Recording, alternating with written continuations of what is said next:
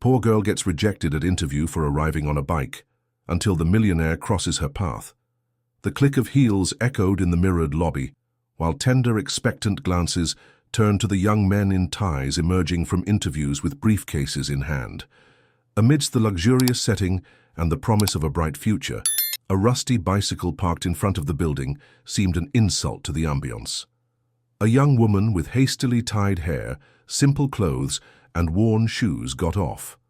When she entered, carrying her carefully folded resume, it wasn't long before muffled laughter broke out among the other candidates. "She came by bike," someone whispered, loud enough to be heard.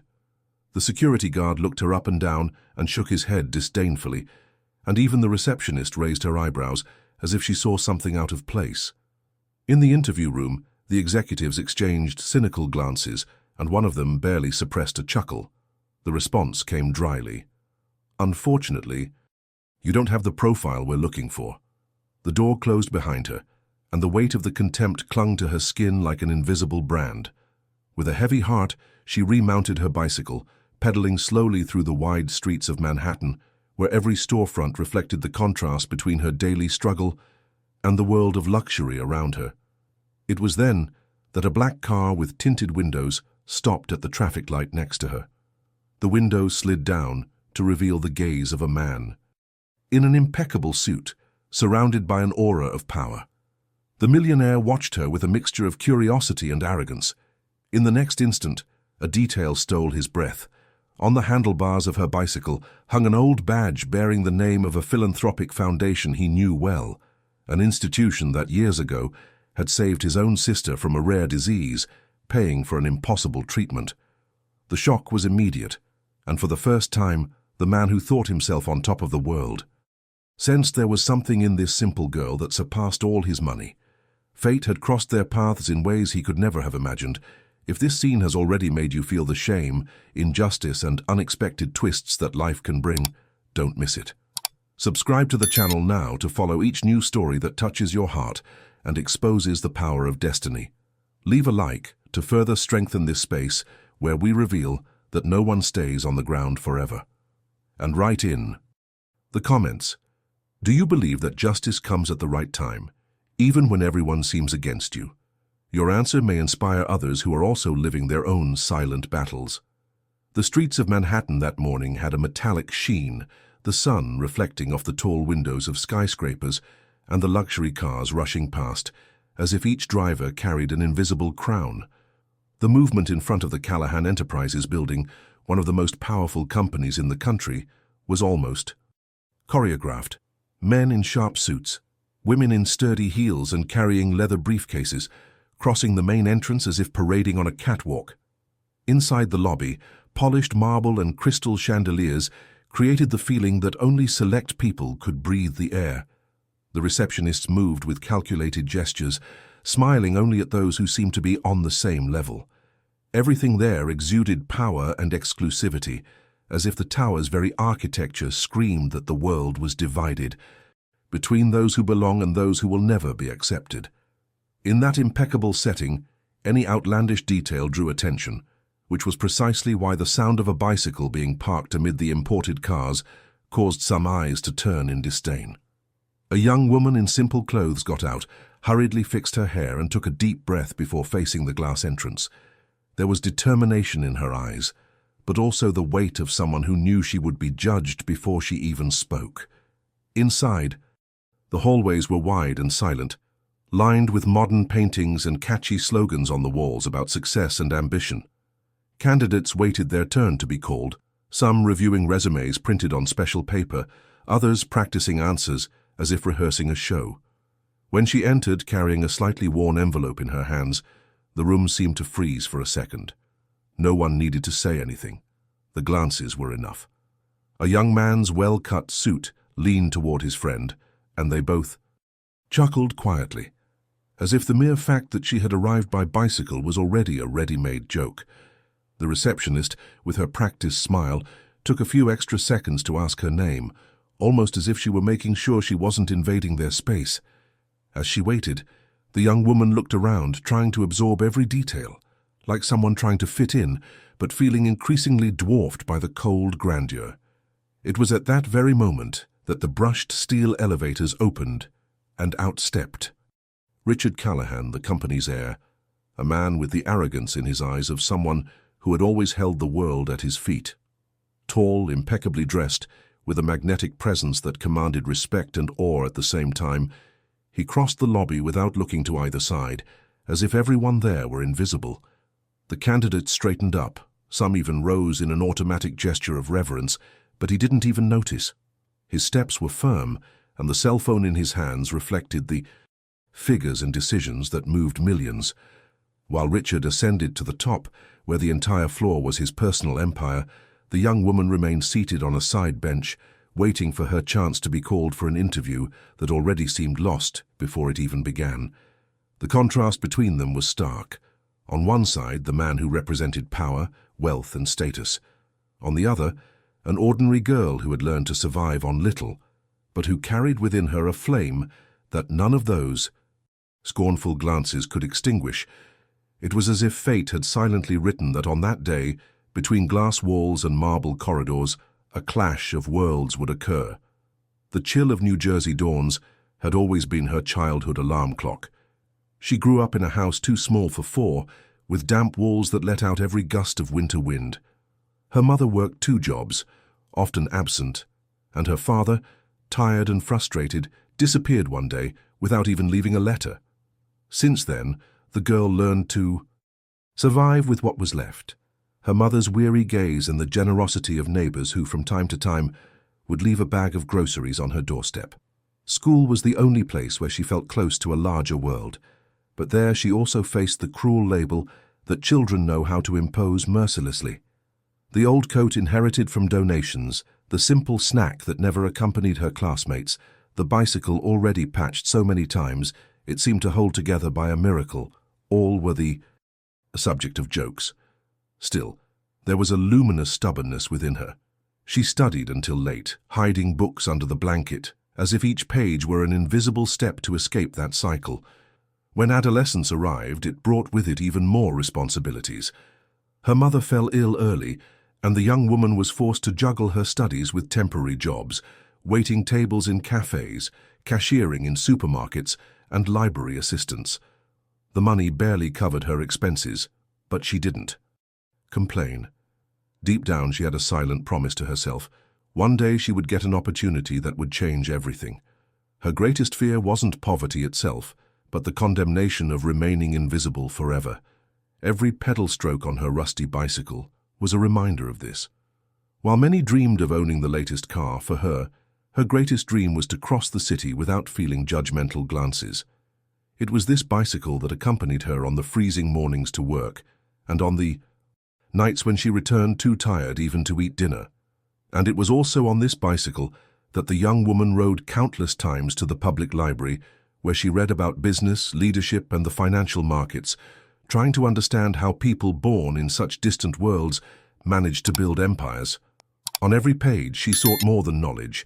She sought proof that it was possible to break the fate that seemed already written for people like her. And it was in this brutal contrast between misery and hope that her character was forged.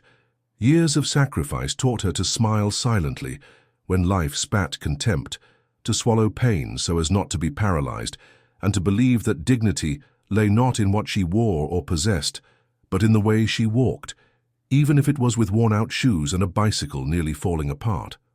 On the glass-enclosed rooftop of Callahan Enterprises, where the New York skyline spread out like an expensive painting, the atmosphere was marked by the clinking of glasses and the confident voices of young executives competing more for vanity than results. Richard, seated in a leather armchair, let the others speak, but a raised eyebrow was enough for the entire room to fall silent. He didn't need to assert himself. The weight of his surname did it for him. That afternoon, one of his business friends brought up the bicycle incident. "Did you see the girl who tried to interview? She came pedaling in like she was delivering a pizza," he said, laughing, and the entire room erupted in laughter. Richard, indifferent at first, looked up from his glass of whiskey, intrigued by the detail that had haunted him since morning, the name tag hanging from the handlebars. But, so as not to betray the strange disturbance he felt, he responded cynically, "Maybe we should hire someone like that to remind us where we don't want to be," he said, drawing even more laughter. It was in this atmosphere that the bet was born, proposed by one of the more arrogant people.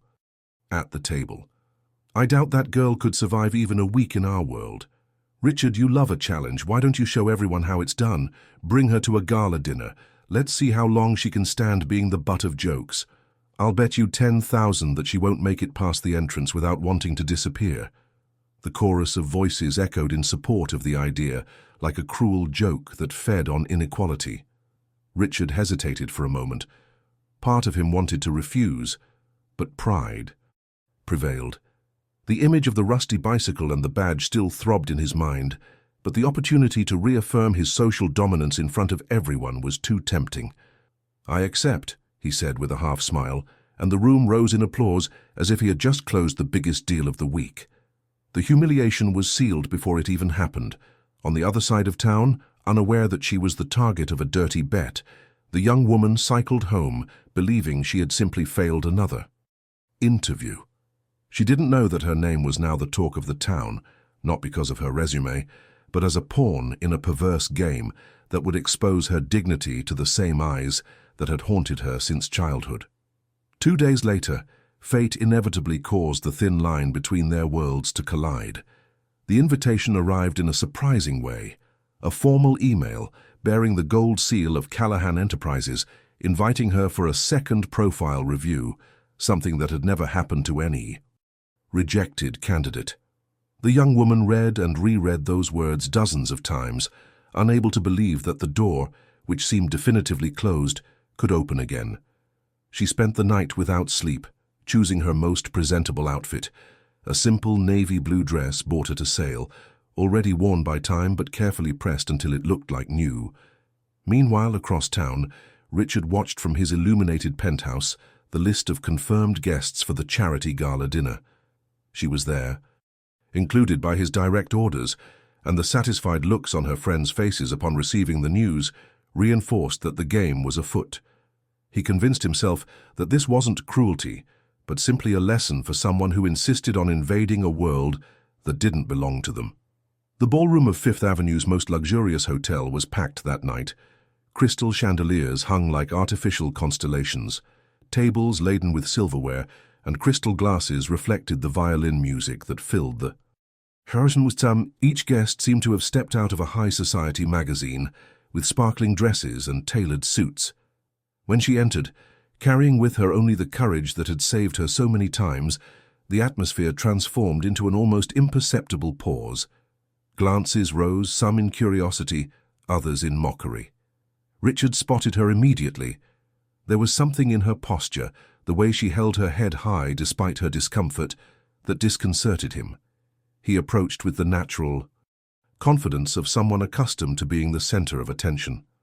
"So you're back?" he said, his voice heavy with irony, but with a hint of interest he wouldn't admit even to himself. She, unaware of the game behind it, replied simply, "I received the invitation. I thought perhaps they'd still believe in me." The silence between them lasted for seconds that seemed too long. Behind them, Richard's friends watched, like predators, waiting for the first sign of weakness in their prey. To break the mood, he offered his hand, leading her to the head table. The seemingly polite gesture was actually the first piece of the cruel spectacle that was about to begin. She, with the naivete of someone who believed she was finally being noticed on her merits, followed beside him, unaware that each step toward the center of the room was in fact a step toward the stage of her humiliation. Still, there was something different about that night. As much as the game had been rigged against her, there was a quiet strength emanating from her presence, a dignity impossible to erase from the cynical smiles around her. And Richard, though he wouldn't admit it, was already beginning to feel that, in some inexplicable way, he wasn't the one in control of this situation. The orchestra played a soft waltz, and the guests moved between suppressed laughter and endless toasts. In the center of the room, Richard led the young woman with a calculated air, his every gesture watched closely by his friends, who awaited the climax of the evening, as if it were an exclusive spectacle. They seated her at the head table, alongside influential businessmen and their wives, who scrutinized her from head to toe with sharp eyes, like blades hidden in expensive perfumes. At first she tried to smile, gripping her fork firmly as if the simple act of maintaining her composure were a shield against the awkwardness she felt. But soon the questions came, disguised as curiosity but loaded with venom. "And where did you buy that dress?" asked a woman with a sparkling necklace, knowing full well the answer wouldn't come from a famous boutique. "Do you live in Manhattan?" another man insisted, emphasizing the contrast of someone who, in fact, hailed from a forgotten neighborhood across the river. Richard, sitting nearby, maintained an enigmatic smile, not intervening, allowing the performance to unfold. Then came the planned moment. One of his friends raised his glass and proposed a toast. "To the courage of the new candidate who, even without a car, decided to cycle to us," he said loudly enough for the entire table to hear. Laughter spread like wildfire. The sound crossed the room and reached her like an invisible slap. Her heart raced, her face burned, but instead of running away, she looked up. She tried to respond. "It's not how you get there that matters, but what you carry inside." The sentence came out firmly, but the laughter muffled any impact it might have had. Photographers' flashes captured the scene, and within seconds, someone was discreetly posting it on social media. The bike girl among the millionaires. Richard felt the weight of the silence that settled between them. Inside, something twisted, but pride held him still. At the end of the evening, when the young woman stood up, the feeling of being an intruder in that world seemed unbearable. Every look, every laugh, every word filled with contempt had left marks that not even time could easily erase. She walked out of the hall with a firm step, but inside she carried the weight of public shame.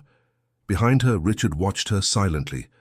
For the first time in years, he didn't feel triumphant at seeing someone diminished.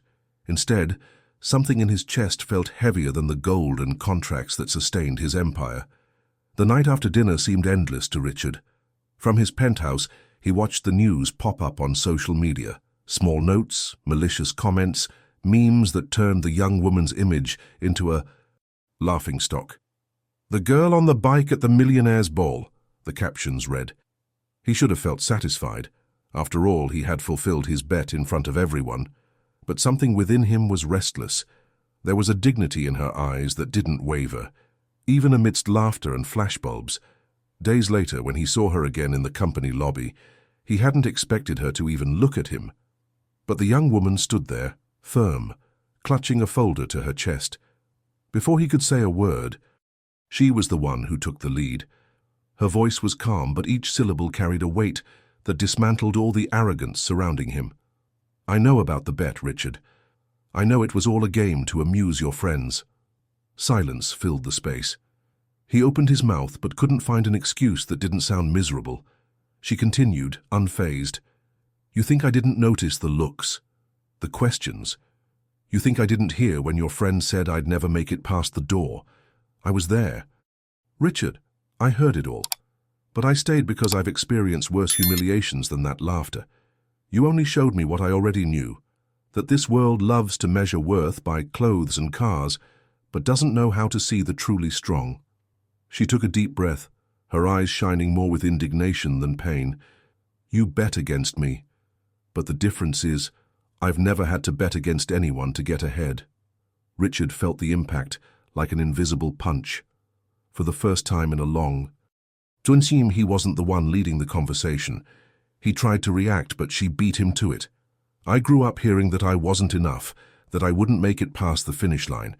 But every pedal stroke on that bike, every sleepless night, every rejection brought me here. So make no mistake, I wasn't the one who lost in that room, it was you. You missed the chance to meet someone who doesn't give up just because life insists on saying no." The silence that fell after her words seemed to echo throughout the lobby, as if even the cold walls of the company had been ashamed. Without another word, she turned and left, leaving him standing there, motionless, feeling as if something in him had begun to crumble. Richard couldn't sleep that night. Her words replayed in his mind like incessant echoes, and for the first time in years, he had no answer. no argument to elevate himself.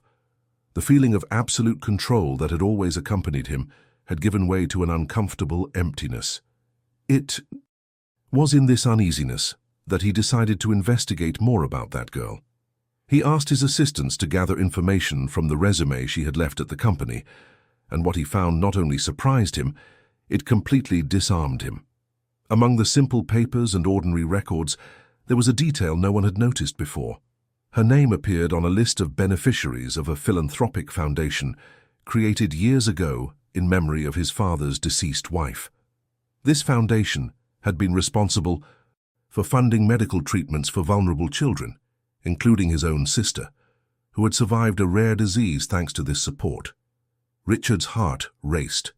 Suddenly, everything made sense. The badge hanging from the handlebars of her bicycle was no coincidence. It was a silent reminder of who she was and what she represented.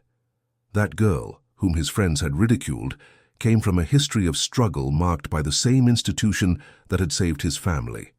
He began to connect the dots: the poverty she shouldered, the hours of study hidden behind the curtain of a public library, her determination to cross Manhattan by bicycle. None of it was banal. It was the reflection of someone who refused to be a victim of circumstance. The revelation fell upon him like an unbearable weight. What's more, he discovered in old records that her mother had volunteered at the foundation on night shifts, caring for patients in exchange for small payments, even discreetly helping out while his sister was hospitalized. The truth was clear. Without that family, without that young woman and her mother, his sister might never have survived. The irony was cruel. The man who prided himself on having everything had ridiculed the very person who, years ago, had given him the chance to not lose the only person he truly loved.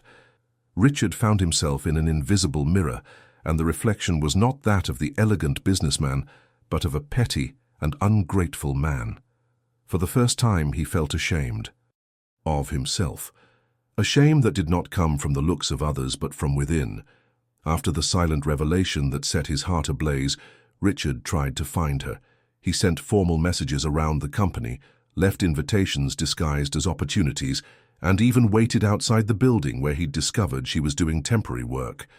But the young woman seemed to have vanished from the city.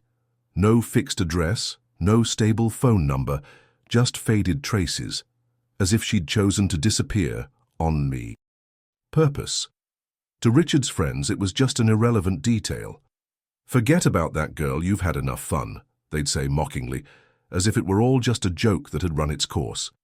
But for him, her absence became a void that grew with each passing day. For the first time, Richard missed not something he could buy, but a presence that couldn't be measured by numbers. He remembered her eyes in the salon, steady even in the face of laughter. He remembered her calm voice in the lobby when she'd said she knew everything. These memories haunted him, as if every detail were a reminder that there was a world outside the gilded bubble where he lived. At first, he tried to convince himself it was merely curiosity, a remnant of wounded pride. But as time passed, he understood more deeply that there was something about her that no contract, no investment, no luxury car could replace. It was as if she had ripped away a mask he had forgotten he was wearing. Days turned into weeks, and the Yabu city, once vibrant and full of superficial victories, now felt empty. The office at the top of the tower no longer satisfied him. Meetings sounded like noise, parties like tiresome performances. The silence of his penthouse suffocated him, and amid this absence he began to notice small signs that fate was taking its toll. Newspapers questioning his leadership style, investors murmuring about his arrogance, collaborators no longer hiding their veiled contempt. It was as if her disappearance had opened the crack through which the entire weight of his life fell. The girl on the bike, whom everyone had tried to make a joke of, was now the invisible presence haunting his nights. And Richard, for the first time, didn't know how to fill the void. Richard's downfall didn't happen suddenly, but like a cracked crystal glass that begins to shatter little by little until nothing remains but shards. First came the discreet headlines in business columns questioning his conduct in strategic meetings. Then came the comments on social media, where videos and photos from the gala dinner resurfaced like cruel ghosts. The scene of the young woman being laughed at, the spiteful toast, the looks of contempt. What once seemed like a private joke among the wealthy turned into a public scandal. Social rights organizations denounced the humiliation. Newspapers called the episode a portrait of corporate arrogance. Soon, hashtags bearing his name spread, no longer extolling his fortune, but demanding accountability. Investors began to pull away. Shareholders demanded emergency meetings. Even within Callahan Enterprises, loyalty evaporated. Employees who had once feared him now openly criticized him, murmuring that the empire was crumbling because of his arrogance. Richard felt the weight of the judgment at every turn, disapproving looks in restaurants, journalists chasing him with microphones, posters in front of the company headquarters demanding his resignation. The most painful thing, however, was not the loss of contracts or prestige, but the realization that his image, built over years as synonymous with power and respect, was now synonymous with shame. The friends who had encouraged him in the bet disappeared like rats fleeing a burning ship. All that remained was the echo of her words. "It wasn't me who lost in that room. It was you." Now he understood, cruelly and belatedly, that he had become a living example of what the young woman had denounced. And no matter how hard he tried to defend himself, no matter how many speeches he prepared, nothing could erase the stain. Society, merciless, inflicted on him the same contempt he had harbored for it. The empire that had seemed unshakable now trembled beneath his feet. And Richard discovered every day that the hardest fall was not financial, but that of pride crushed before the collective gaze. The weeks that followed were a silent desert for Richard. The man who once filled his nights with parties and his days with meetings now spent hours staring at the distorted reflection in the penthouse windows, as if searching the Manhattan skyline for an answer that never came. The noise of cars below, the hustle and bustle of the streets, everything seemed too distant, as if he'd been expelled from the world he believed he dominated. For the first time, he experienced what it was like to feel invisible. The public humiliation had stripped away not only his social mask, but also the certainties that guided every step of his life. The whiskey no longer burned as it once did, the expensive suits brought him no comfort, and the silence of his home felt like a gilded prison. Little by little, something in him began to change. He began visiting places he would never have allowed himself before. He walked the simplest streets, entered modest cafes, sat on park benches to listen to ordinary conversations. Each anonymous face seemed more genuine to him than all the smiles that flattered him in the gala. Ballrooms. One memory in particular haunted him. Her bicycle. He rode along bike paths, watching workers returning home, mothers carrying children in makeshift seats, young delivery men bravely facing traffic. And in every other person's pedal stroke, he saw a reflection of her, dignified, resilient, untouchable. It made him realize the absurd distance between his life and the true value of things. He began visiting the foundation his family ran, no longer as a distant patron, but as a volunteer. He discovered stories of struggle, of survival, of people who lived with the same silent courage the young woman carried in her eyes. And with each simple gesture, carrying boxes of groceries, listening to desperate mothers, playing with sick children, he felt a weight lift from his shoulders. It wasn't immediate redemption, but it was the beginning of a learning experience he'd never experienced amidst luxury. The transformation wasn't quick, but continuous. He learned to listen without wanting, to respond, to give without expecting recognition, to observe without needing to control. Arrogance gave way to vulnerability, and vulnerability, slowly, made room for humanity. Richard, the millionaire who always thought he was bigger than everyone else, was beginning to discover that true wealth wasn't in numbers, but in the ability to recognize the invisible value of people he had previously ignored. Their reunion didn't take place in a brightly lit hall, nor at a corporate meeting, but in an unlikely, almost ironic place, as if fate wanted to teach Richard humility in practice. It was a cool autumn afternoon when he entered a small community library tucked away among old red brick buildings. He was there to deliver donations on behalf of the foundation. now no longer as a distant patron, but as someone willing to serve. As he helped stack boxes of books, he heard a familiar voice in the background, firm and serene, guiding children in a reading circle. His heart raced. Turning, he saw her. Sitting in a simple chair, surrounded by children who stared at her like a beacon, she read aloud with a sparkle in her eyes that hadn't dimmed despite all the humiliations. She wore no expensive dresses, no elaborate makeup, but her presence illuminated the room more than any gala chandelier. Richard stood still, watching her silently, feeling a lump in his throat. When she noticed his presence, her look wasn't one of surprise, but of firmness, as if she'd known he would return one day, not to humiliate her, but to face the truth. The children dispersed, and for a few seconds it was just the two of them, face to face. He approached slowly, his steps no longer carrying arrogance, but weight. "You disappeared," he murmured, almost like a confession. She took a deep breath and replied, "I had to disappear so you could understand that not everything can be bought. I needed to see the emptiness money can't fill." The words struck him as always, direct, without the need for shouting, simply reflecting a truth his world had tried to suffocate. Richard lowered his eyes for a moment, something he never did, and confessed, "I was a coward. I made a spectacle of you, and in the end, I realized I was the one exposed. I lost everything I thought I had, and yet I'm still here, because I can't forget." The silence stretched on, heavy but not hostile. There was a mixture of pain and compassion, of remembrance and choice in her gaze. He extended his hand, not in arrogance, but as if offering a wordless apology. She didn't take it immediately, but neither did she reject it. Time seemed suspended, as if their reunion were more than coincidence. It was a mirror held before them, showing what they had been and what they could still be. The silence between them in the small library seemed to carry the weight of years. Richard, with tired eyes and trembling hands, waited for an answer that could change his life. The young woman, however, was in no hurry. She walked to a narrow window, through which the dim evening light entered in golden beams, and remained silent for long seconds, as if searching her own scars for the decision to make. She finally turned, her eyes steady, and said calmly, "Do you think forgiveness is a magic word that erases everything?" "Forgiveness doesn't erase the scars.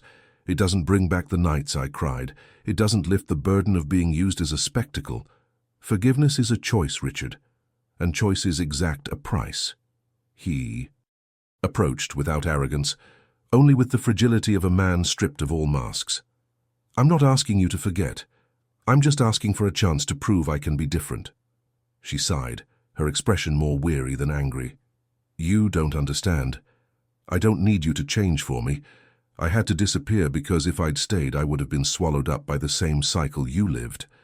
I learned not to depend on anyone's recognition, not to need an audience. While you fed on the applause, I learned to survive in silence." Richard felt the words cut deep, and for a moment he feared that this was the final end, a goodbye with no return.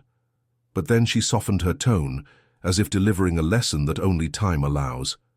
"I can forgive you, Richard, not because you deserve it, but because I deserve to no longer carry this burden. But forgiveness doesn't mean going back.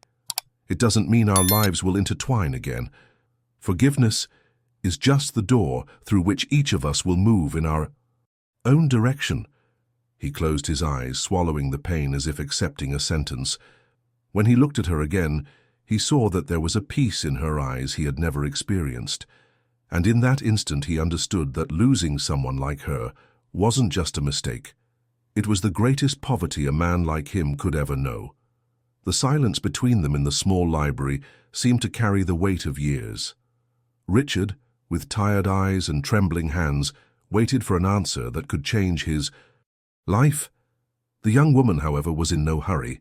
She walked to a narrow window, through which the dim evening light entered in golden beams, and remained silent for long seconds, as if searching her own scars for the decision to make.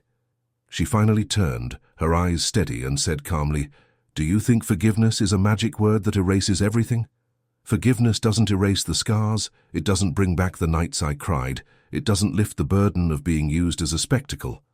Forgiveness is a choice, Richard, and choices exact a price. He approached without arrogance, only with the fragility of a man stripped of all masks. I'm not asking you to forget. I'm just asking for a chance to prove I can be different. She sighed, her expression more weary than angry. You don't understand that I don't need you to change for me. I had to disappear because if I'd stayed I would have been swallowed up by the same cycle you lived. I learned not to depend on anyone's recognition, not to need an audience. While you fed on the applause, I learned to survive in silence. Richard felt the words cut deep, and for a moment he feared that this was the final end, a goodbye with no return. But then she softened her tone, as if delivering a lesson that only time allows. I can forgive you, Richard, not because you deserve it, but because I deserve to no longer carry this burden. But forgiveness doesn't mean going back. It doesn't mean our lives will intertwine again. Forgiveness is just the door through which each of us will move in our own direction. He closed his eyes, swallowing the pain as if accepting a sentence. When he looked at her again, he saw that there was a peace in her eyes he had never experienced, and in that instant he understood that losing someone like her wasn't just a mistake. It was the greatest poverty a man like him could ever know. The city continued its relentless rhythm, lights flickering on like artificial constellations above the busy streets. From his rooftop, Richard observed the horizon without the previous arrogance, only with the emptiness of someone who had finally understood what he had never wanted to see. In the corner of the room, leaning against the wall, sat a simple bicycle he had bought days before. He had never actually ridden it, but its presence served as a daily reminder of what he had lost. One cold morning, he decided to ride it down to the street. He pedaled aimlessly, crossing avenues and bridges, merging with the anonymous flow of the city.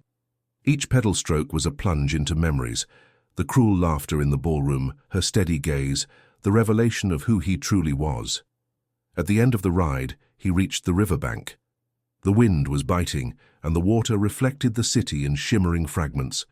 He stopped, leaned the bicycle against the railing, and stood there, motionless, watching the movement of the water.